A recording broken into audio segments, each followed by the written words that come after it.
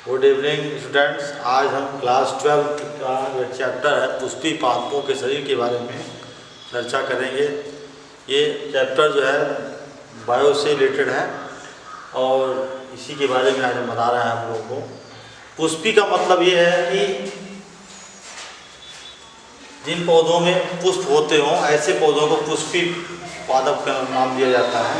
और ये प्लांट आपके आवृत बीजी युक्त पौधों में आते हैं जिनको हम इंग्लिश में एंजियोस्पर्मिक प्लांट बोलते हैं। और इंग्लिश में आप कह सकते हैं एंजियोस्पर्मिक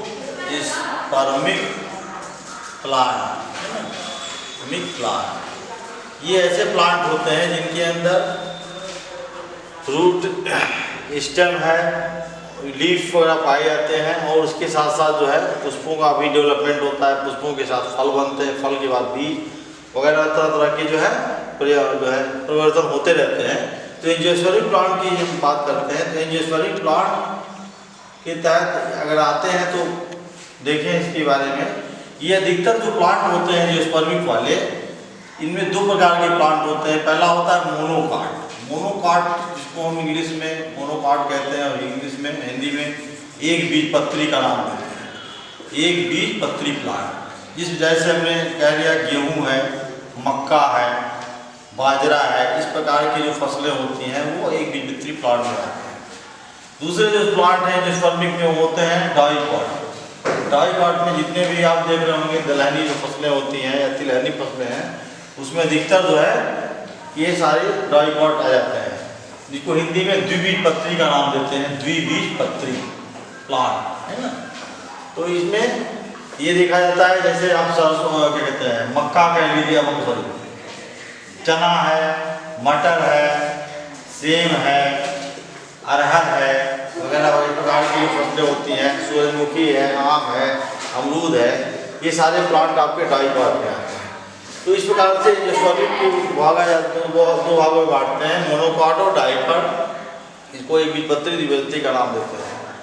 तो इस प्रकार से पुष्पी पादपों का शरीर की जो बात हम कर रहे हैं तो ये मोनोकाट डाइकॉट दो प्रकार के प्लांट इसमें पाए जाते हैं।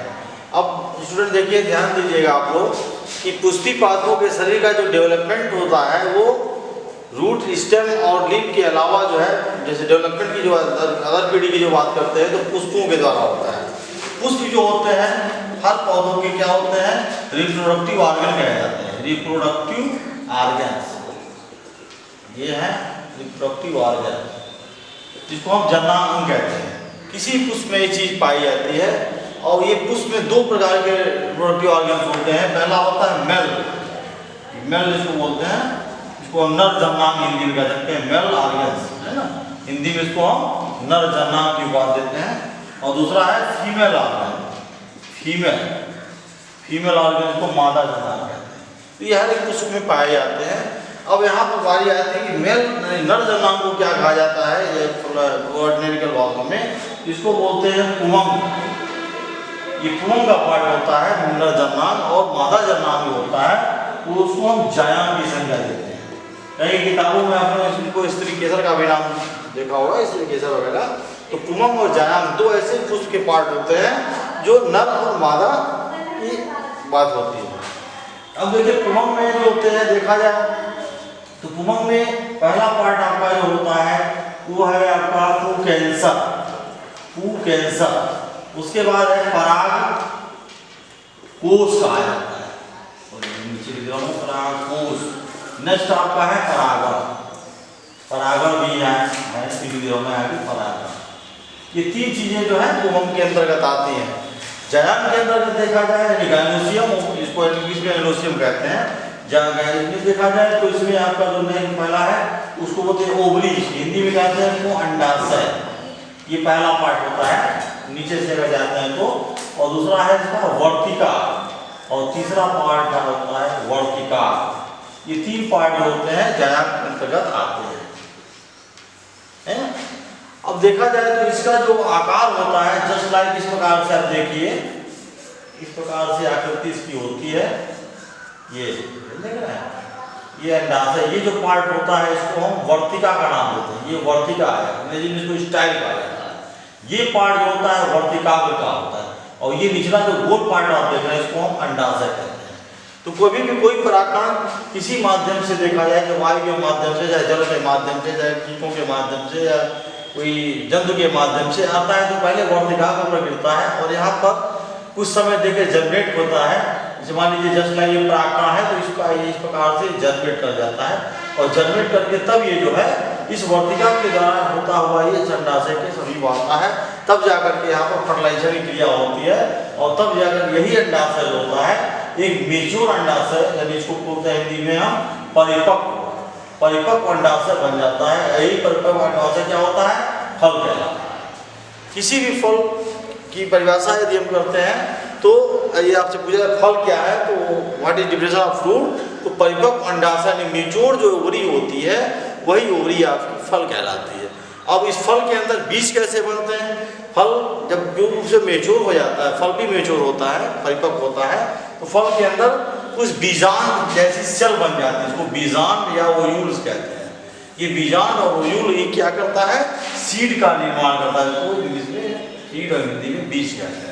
तो ये बीज बनता है और यही बीज कुछ ऐसे हार्मोनियल पदार्थ होते हैं जो बनने से क्या होते हैं, बीज का निर्माण हुआ और बीज बन के जो है वो फल अपने आप मेच्योर होकर फट जाता है और नीचे स्कैटर्ड होकर सारे सीड गिर जाते हैं और फिर से जनरेट होकर के एक नया पौधा बन के तैयार होता है। इस प्रकार से हर पौधों के अंदर पुष्पी पात्रों में देखा जाए तो ये प्रक्रिया होती रहती है। तो इस प्रकार से पुष्पी पात्रों का शरीर डेवलप होता था। अब बारी आती है इसमें कि इनका जो रिप्रोडक्शन क्रिया है ये कैसे होती है। तो रिप्रोडक्शन के अंतर्गत हम बताते हैं आपको। रिप्रोडक्शन में देखिए तो यहाँ पर मेल, इसको हम बोलते हैं रिप्रोडक्शन दो प्रकार का प्लांट में होता है। पहले इसको देखिए, पहला होता है एसेक्सुअल, जिसको हम हिंदी में अलैंगिक जन्म कहते हैं। दूसरा पार्ट होता है सेक्सुअल का, सेक्सुअल रिप्रोडक्शन, जिसको हम लैंगिक कहते हैं। तो अक्सर पुष्पी पात्रों में तमाम ऐसे प्लांट हैं जिनमें अधिकतर देखा जाए तो सेक्सुअल रिप्रोडक्शन होता है। सेक्सुअल रिप्रोडक्शन में क्या होता है, मेल और फीमेल आर्गन का क्या होता है, फर्टिलाइजेशन होने के बाद तब ये सेक्सुअल रिप्रोडक्शन की क्रिया संपन्न होती है। तो देखिए यहाँ पर, ये मान लीजिए सेक्सुअल की बात जो हम करते हैं, पहले एसेक्सुअल की बात कर रहे हैं। एसेक्सुअल में कई स्टेप होते हैं, जैसे देखा जाए पहला होता है कायिक प्रवर्धन, दूसरा होता है पुनरुद्भवन, तीसरा होता है विखंडीकरण। इस प्रकार से तमाम ऐसे स्टेप होते हैं जिसके द्वारा एसेक्सुअल रिप्रोडक्शन क्रिया होती है। एसेक्सुअल में होता यह है कि इसकी प्रत्येक सेल में प्लस और माइनस न्यूक्लियाई होते हैं। कहीं भी मैच्योर करके कोई सेल अगर डैमेज होती है तो टूटती है, तो यही प्लस और माइनस न्यूक्लियाई आपस में फ्यूज करके एक नए सेल की उत्पत्ति कर देते हैं, जिससे एक नया पौधा बन जाता है। जबकि सेक्सुअल रिप्रोडक्शन में प्रक्रिया नहीं होती है। सेक्सुअल रिप्रोडक्शन में मेल और फीमेल रिप्रोडक्टिव ऑर्गन्स अलग अलग होते हैं। इसमें जैसे देखा जाए, इसकी बात यदि हम करते हैं तो मेल रिप्रोडक्टिव ऑर्गन मान लीजिए मेल है और दूसरा आपका ये फीमेल है, तो फीमेल